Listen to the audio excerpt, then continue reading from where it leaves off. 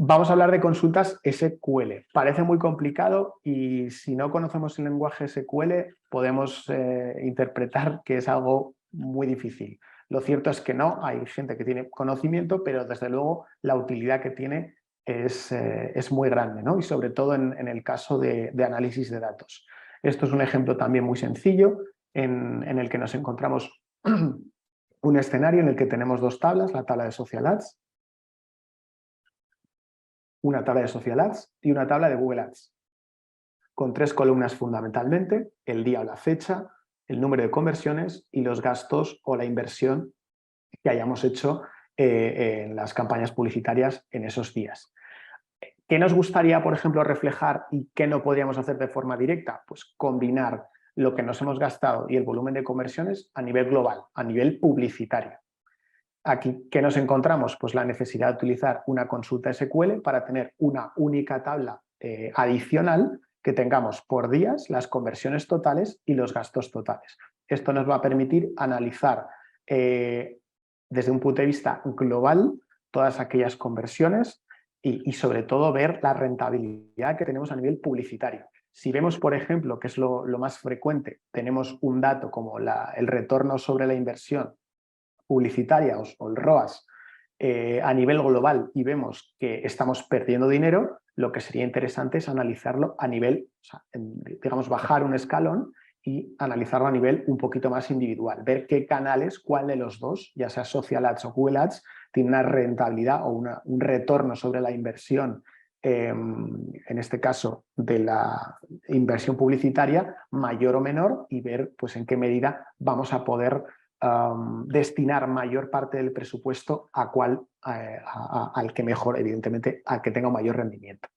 De esta forma, vamos a poder reflejar, esto es como os digo, esto es un ejemplo muy sencillo, se puede complicar muchísimo más, ya os digo, se pueden incluir gastos que no tienen necesariamente un día específico, sino que son por meses, pueden ser salarios, podemos incorporar, por ejemplo, o lo que se hace habitualmente de, oye, pues quizá ese lead que consigo a través de la campaña publicitaria, no solamente hay que imputarle un gasto puramente publicitario, también tengo que pagar un sueldo a una persona que se va a dedicar a eso.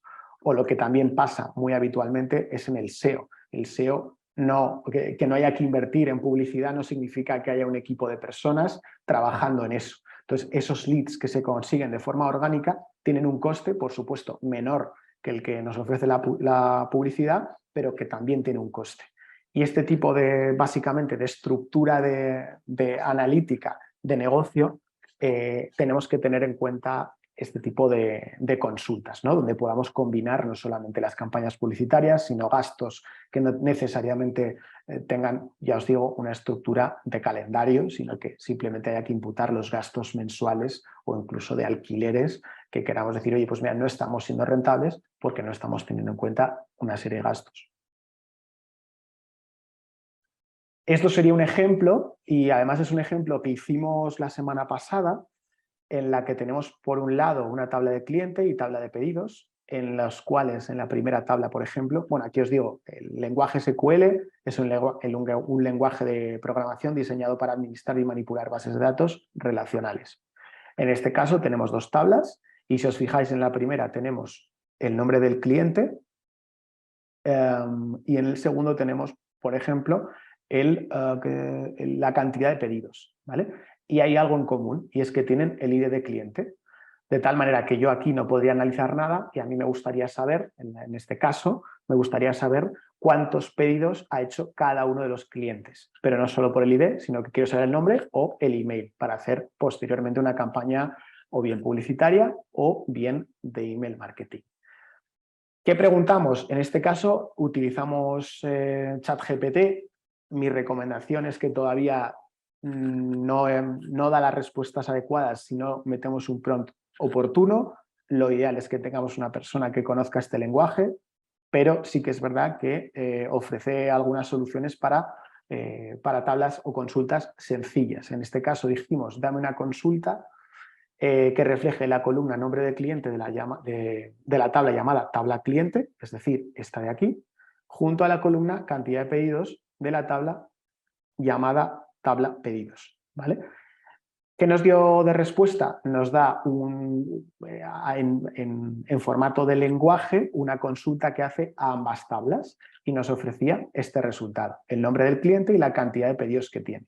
Ya os digo que esto es simplemente para que tengáis una ligera idea de cómo puede funcionar un poco la lógica y el esquema que sigue una consulta SQL para combinar información de distintas tablas y en un ejemplo práctico.